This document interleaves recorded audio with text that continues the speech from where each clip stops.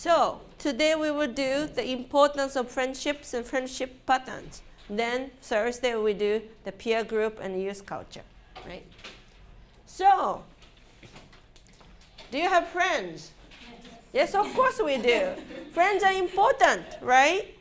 Are you very close to your friends? You do anything for them or they do the same for you? Yeah, some of them. Yeah, absolutely. All right. So, friends are especially important in adolescence as relationships with parents change. I agree. And also, for me, as a middle-aged woman now, middle adulthood, I think friends are important because parents are getting older and the kids are hitting the age of late childhood, or some of my friends have adolescents too. So, adolescent friendships have varying patterns related to age, social status, gender, ethnicity, and sexual orientation, okay, which we talk about. Peer groups have different organizations and functions, bridging the first activities outside the family to dating, okay? Yeah, of course, cliques, right? Right? Okay. We talk about those. Anyway. Friendships in early adolescence help adolescents to discover more about themselves. Remember early adolescence, they try to fit in. So it's more like same-sex group, okay? Because it's the stage they try to fit in and find out who they are. They experiment with different roles to discover what is or isn't acceptable, all right? As their ability to consider the thoughts of others develops, friends become mirrors in which adolescents can imagine how they look to others, okay? And it's good and bad, right? Depending on what kind of friend you have, too. So, early adolescents face the task of forming a group identity, defining affiliation and belonging. So it's a membership, fitting in again, okay?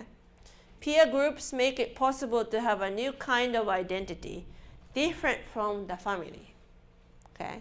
So seeing the self in relation to others can also lead to feelings of alienation unless adolescents master being part of a group while remaining distinct.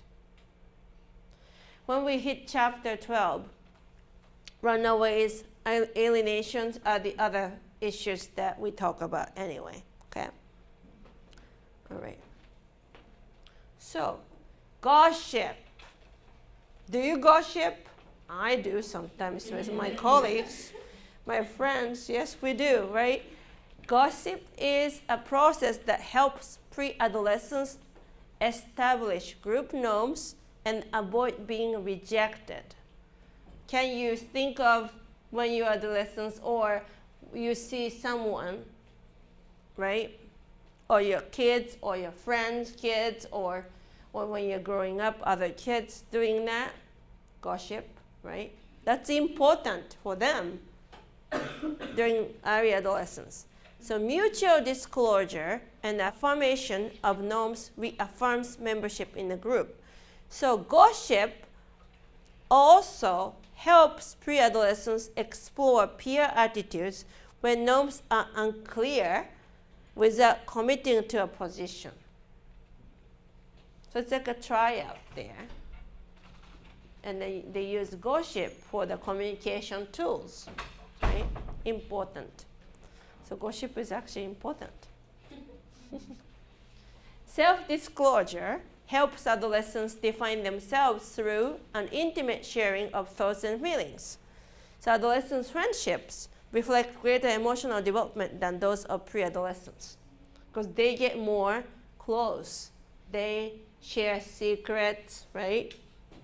Adolescents are comfortable expressing a range of emotions as they refine the impact of emotions on their relationships. So early adolescence is like trying to form the group, trying to see if they can fit in. Then they start understanding of themselves and others better because they are in the group, right? Okay, and share the intimate feelings. So, friends in adolescence contribute to self-esteem about how they feel about themselves, the overall positive or negative evaluation of oneself. Friends, especially same-sex friends, affirm adolescents' sense of self.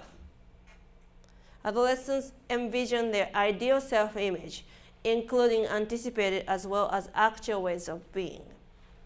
It's interesting to see that because I already see that with my kids. Okay, and they're not even adolescents yet. Childhood, but still self-esteem is really already affected by their friends.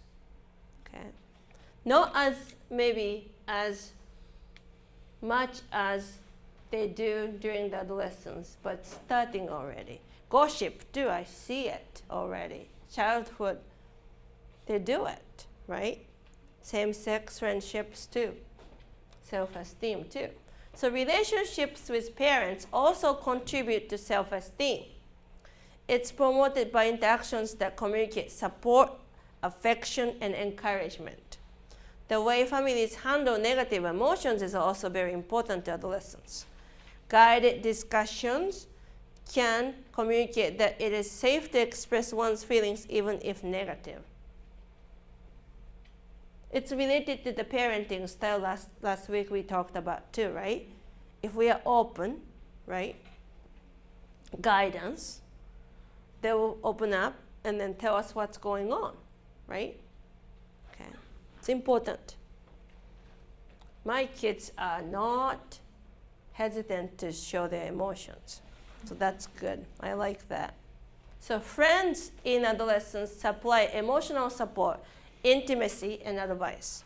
Girls develop friendships mainly by talking and sharing feelings. Boys develop closeness more through shared experiences such as sports and or other activities. Is that true? Oh, yeah.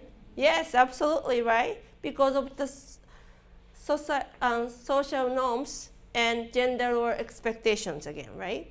Okay. Absolutely.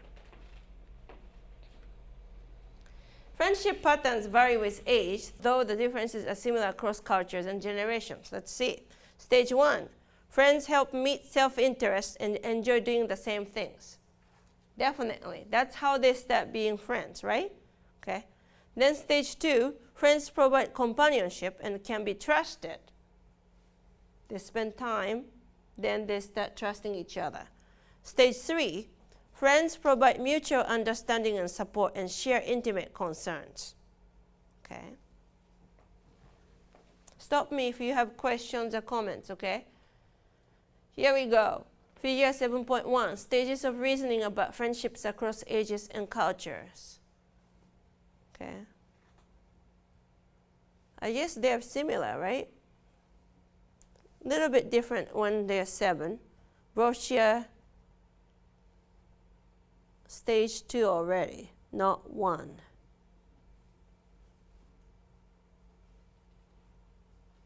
Nine, 12. So as they age, Why does Russia start so high up? I don't remember. Do you? Do you know why they start so early? And then stage 2. See, I should put more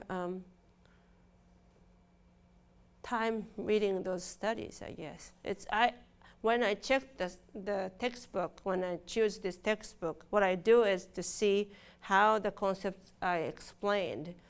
And those are changing with each edition that I order. So I'm not familiar with this one, to be honest with you. And it's 2010, I should know, but when I changed it, because they changed the publishing companies, I had to do some investigation. I found it. Most of them are the same, the concept-wise, because the author is the same, the company is different.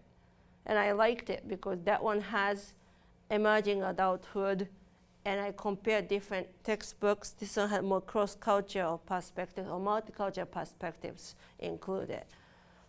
But yes? Maybe it's because, isn't Russia still a communist nation, wouldn't that mean that you'd have to, that entire environment requires you to like work in the Yeah, it's very different, right? It requires you to work with other people. Yes. Maybe that's why they have to start learning how to trust people. That's a very good point. Excellent point.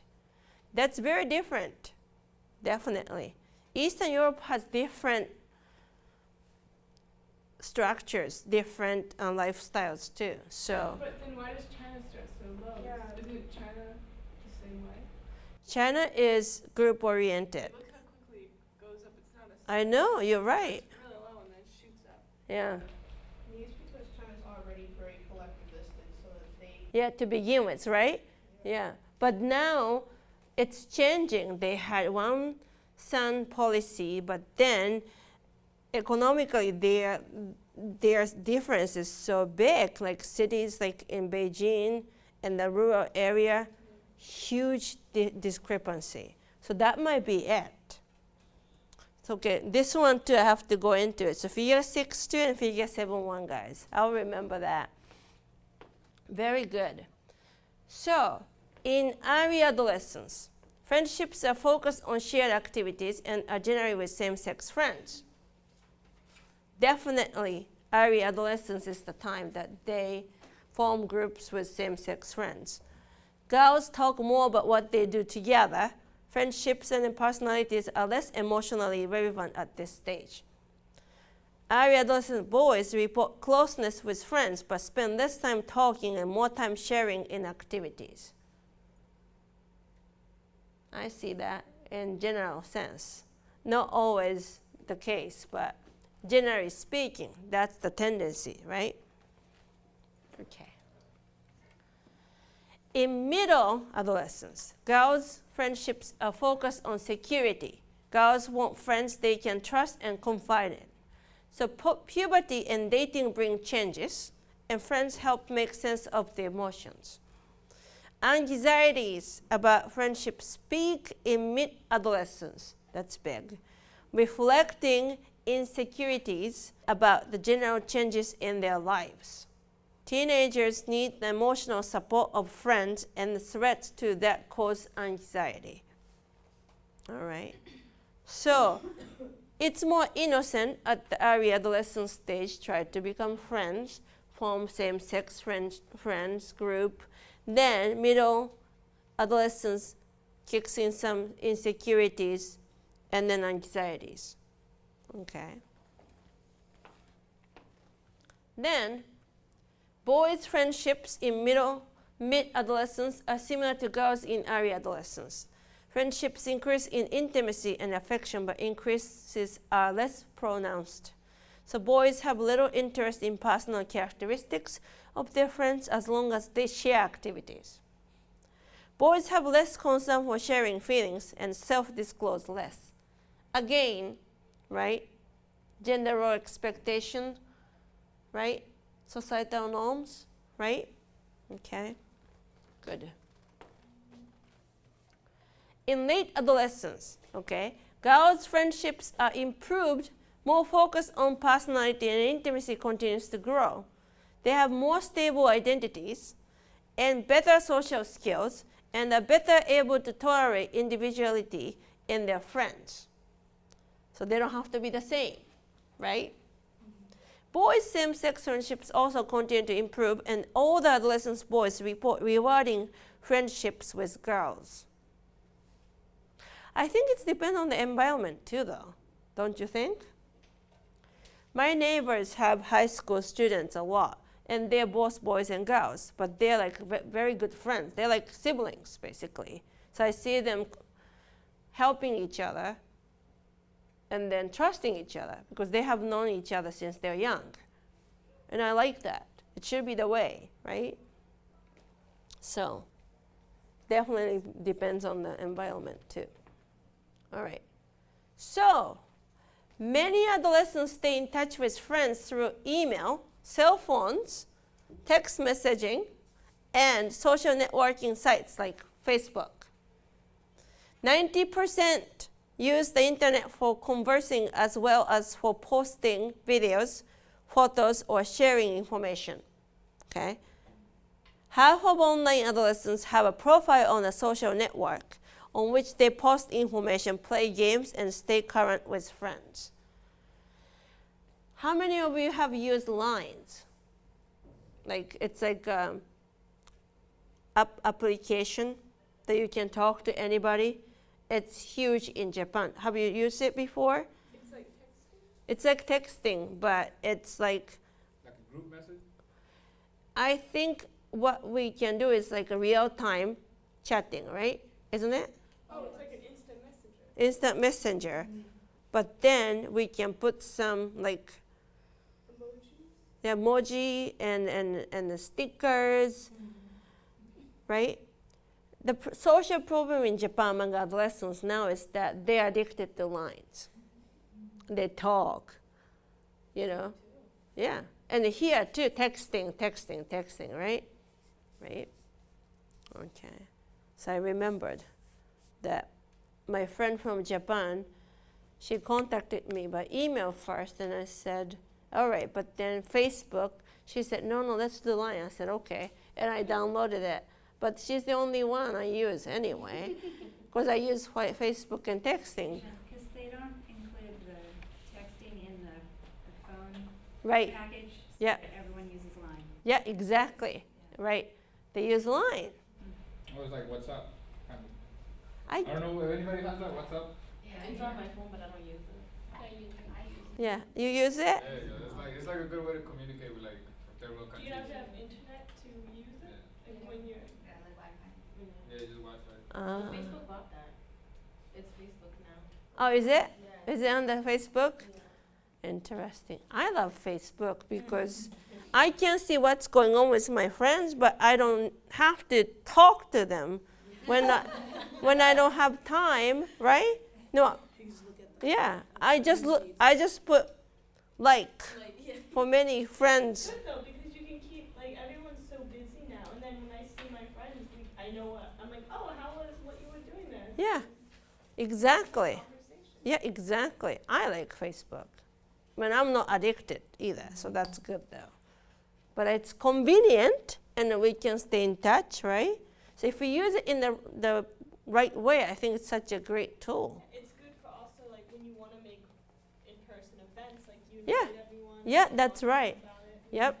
It's Yep. faster than texting everyone individually. That's or true. Sending out a letter saying, I like, know. "Here's my place." Absolutely. Actually, my aunt-in-law, because I'm married to the family, she's the one who does like every summer family gathering for my husband's family, but I'm kind of like involved because she and I are very good friends. So we tend to do that chat, and then they do this, but she does those for me. But it's interesting, we can use that function too. All right, table 7.1, how teens communicate with friends using social networking sites. So the percentage of teen social network sites users who post messages to a friend's page or wall, 84%. Send private messages to a friend within the social networking system, 82%.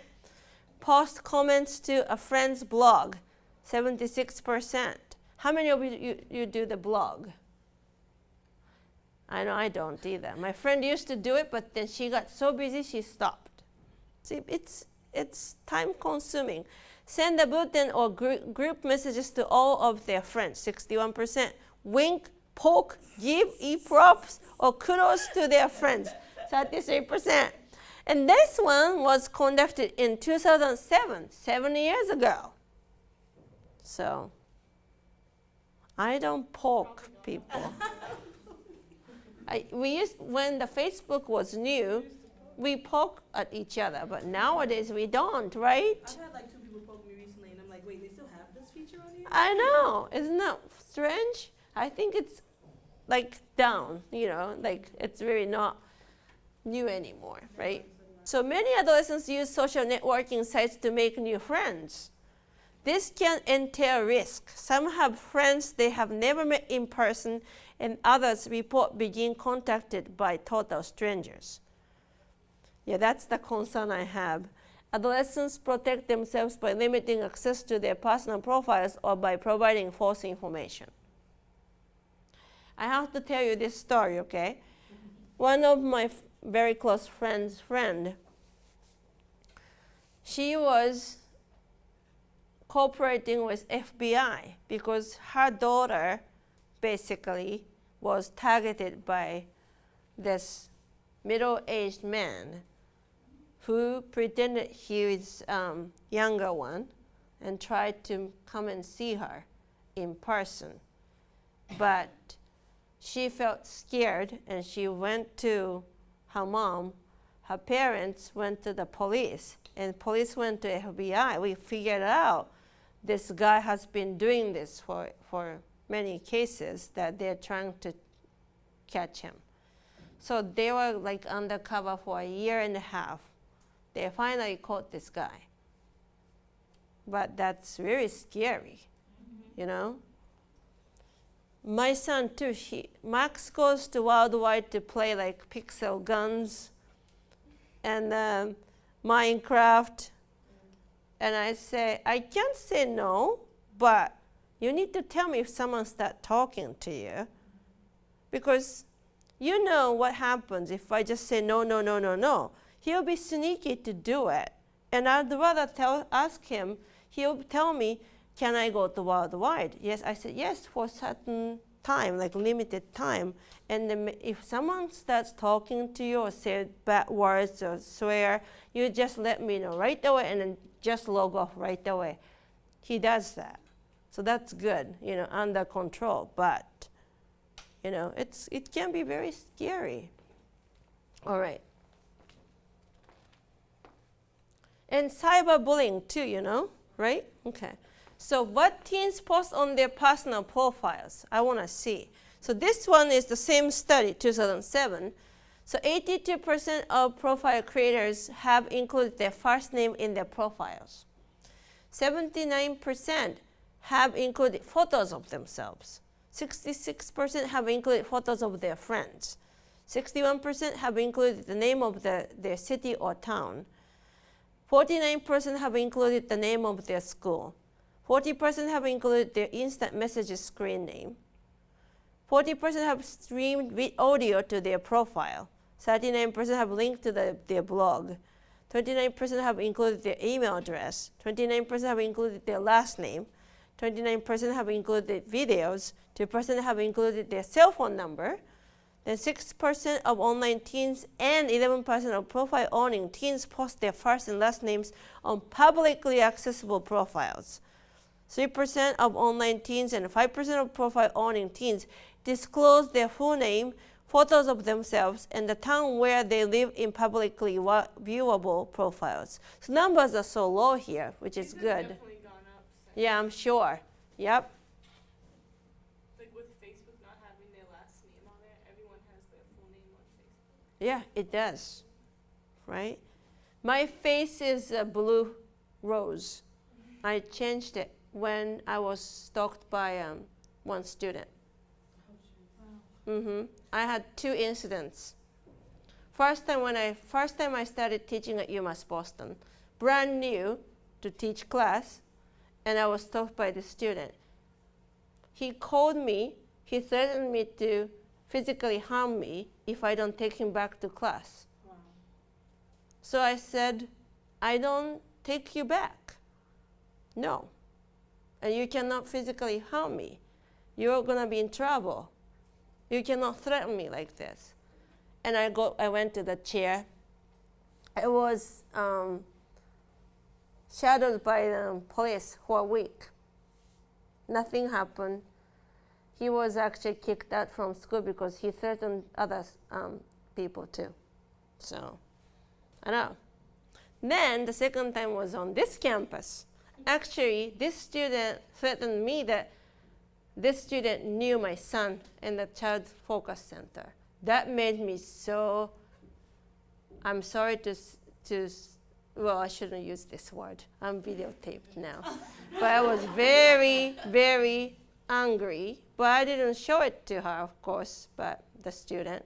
But she said, now you know her gender or sex. But That's all right. I was gonna keep it anonymous, but you can just know that it was a female student.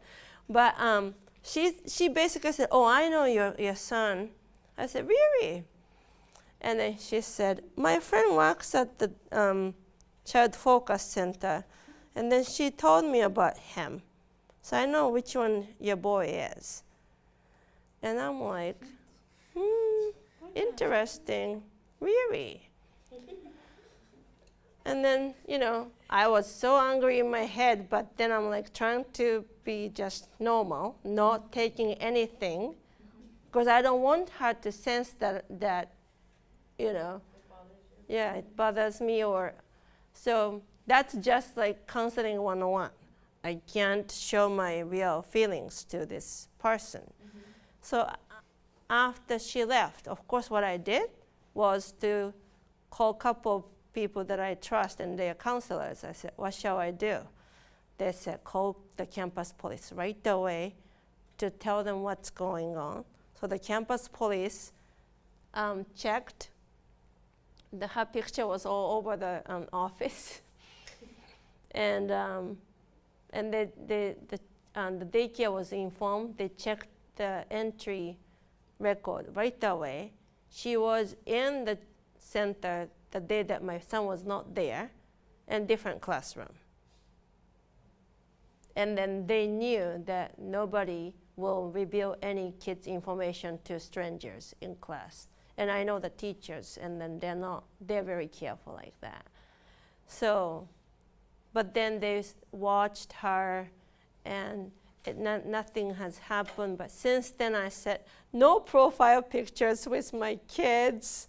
I can't do it, unfortunately, And I can't take threat. You know me. I will hit back, but my kids, they're innocent. Why do they have to be targeted by someone, And my husband, too, he's a psychiatrist, so he doesn't have a Facebook account because he can be spotted by the patients right away. He has to be very careful, unfortunately. I mean, not everybody does that. Like, it's rare, but we just need to be cautious, right? So, adolescents use a number of skills to make and keep friends. Social competence, the ability to assess social situations and to respond adaptively, has 3 components, okay? So assess a situation. One sees what's going on and adapts one's behavior. One needs to know what is going on in the group in order to join in, okay? Then, response to others' behavior. Responses such as fairness, willingness to listen, helping or speaking up for others are all characteristic of well-liked adolescents. Even adults too, if we do it, we are well-liked adults, right? Okay. Approach to relationships. Those adolescents who are well-liked know that relationships take time to develop and may take a more casual, indirect way to achieve them. Okay. Then popular adolescents are those whom classmates say they like the most. Popularity may refer to social preference, how much others like you, or social prestige, how much others look up to you. It's different, right? Okay. You see those movies and TV shows, the popular kid, right? What do you think about that? Is that because of the way they are or the way they look? What is that? Anybody? Like, what is your image, or what do you describe a popular kid? Like, if, as an example, I know social preference, prestige, yes? The way popularity was defined at my school when I was a kid, you wore lot 23 with the Bugs Bunny shirts on, and you tagged your hair with shoelaces and cemented your hair down with gel. Yeah. You listened to up and coming rap songs, and you knew how to rap them. So that's how Right. we Wow. Good. Okay. Anybody else? So he was like a rap musician then. That was like for the popular kids and the popular boys and girls, and a lot of them all knew each other, and they all identified each other by like where they were from. Oh, okay. Gotcha. Yeah. Yes. I went to high school in Duxbury, and it was a lot of kids. They all known each other since they were babies. Yeah. They all went to school. It was a lot of it's about how you look, like how attractive you are, how good you are in sports. Yeah, and good in just sports, the big, right? connections you have Yeah. and the people you. Yep. Connections too. Absolutely. Yep. It was really weird for me because when I went to high school, my high school was broken up into units. Yeah. So it depended on what unit you were in. So like there was 2 units for freshmen and Yep. sophomore, and then there was 2 units for juniors and seniors. And Okay. like the grades were mixed up in those units. So there were 4 units in the school, and each unit had a different reason someone would be popular. Like Right. people would be popular in this unit maybe because they played sports, and then Right. and another unit because there was a clique of girls and they all thought they were like the prettiest girls, so they were like well known. They had some kind of corny nickname, I don't know. Right. And then it was another unit would be like, because like those kids got the best grades, so they were like Right. cool kids, and then there would be another, whereas like who has the most stuff, who has the most money. So like every Right. unit had its own Right. reason for having popular. Different like criteria. Mhm. Very nice. Very nice examples. Yeah, one person's definition of popular, like to the football jock, would be completely different from my friends that would be in the theater. Right? Mhm. Definite. Different people that they look up to and that they see as popular. Right. Right. That's definitely true. So I was friends with everybody, at least one person from different groups. Yep. And, Nice.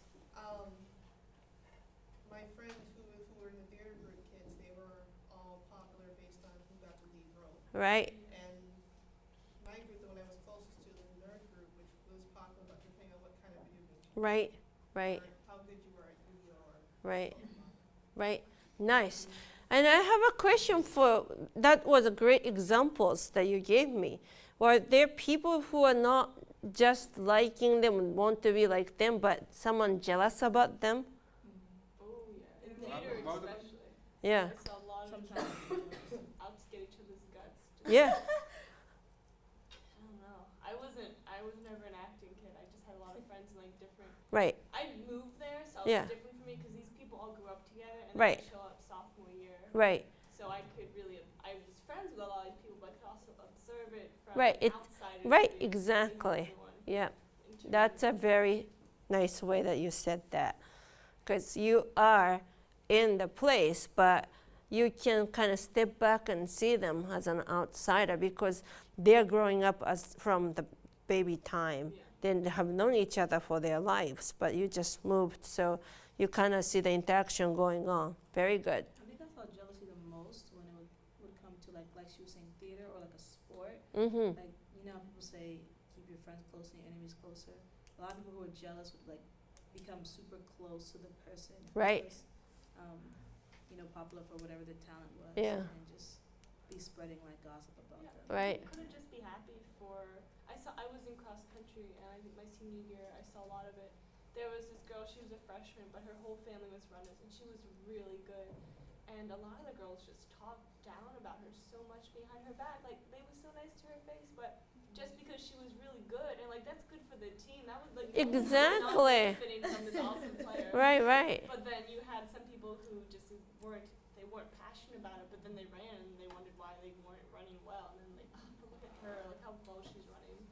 And I'm like, yeah, that's a good thing. I know. I really wonder why.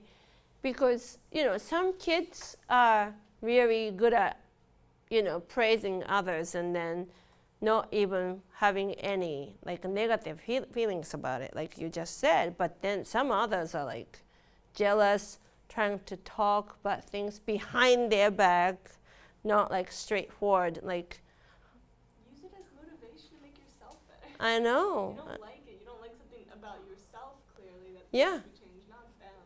I know.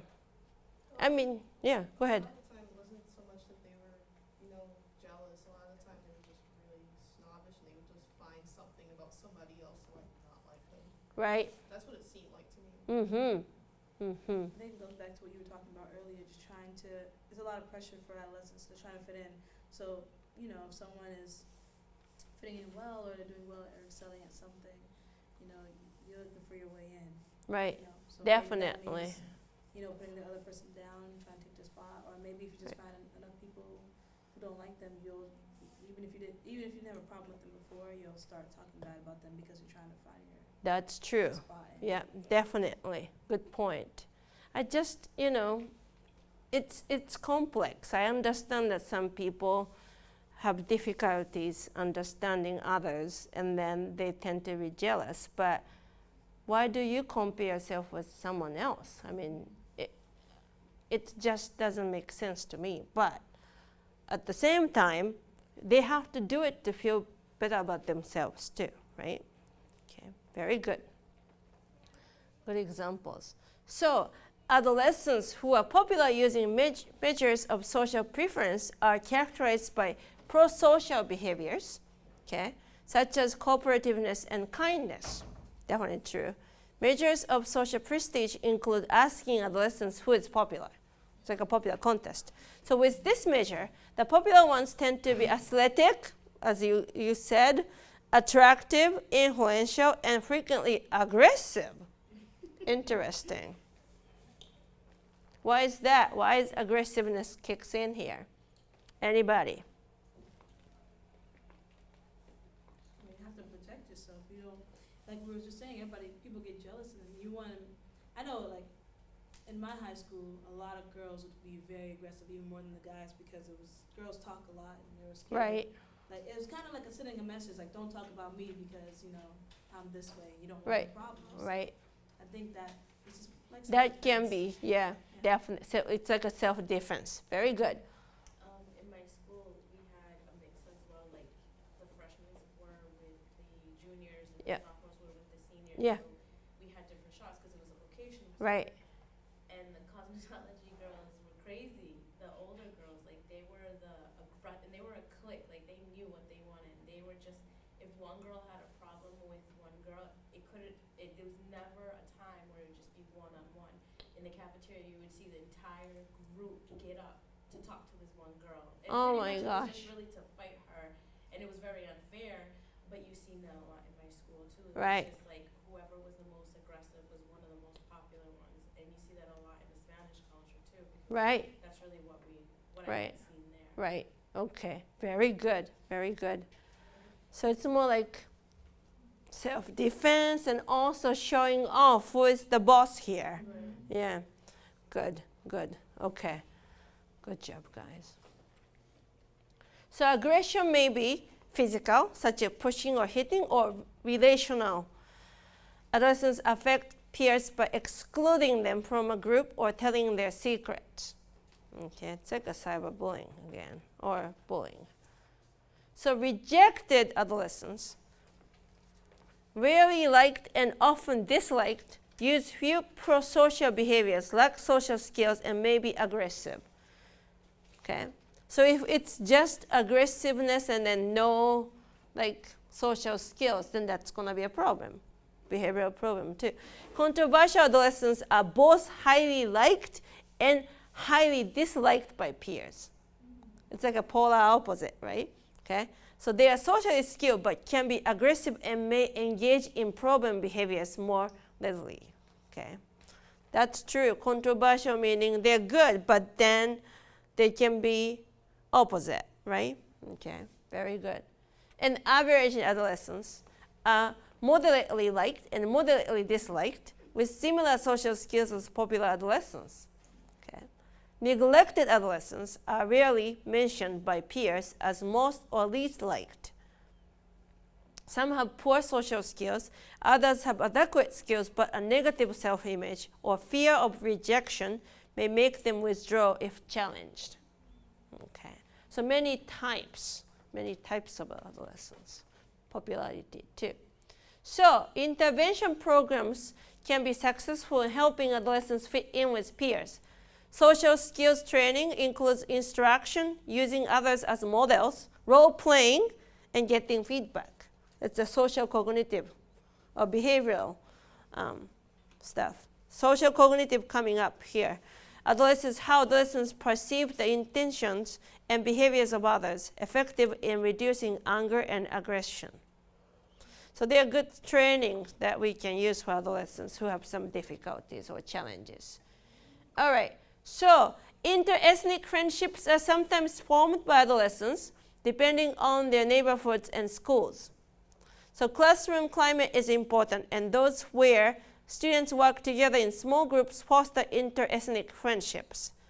Generally, adolescents with a positive perception of the ethnic group were more favorable towards those in a different group. I feel like when I was growing up, and especially I was in Japan too, but Japan is kind of famous for being nice to others, respect, but not racially that mixed compared to America, for instance.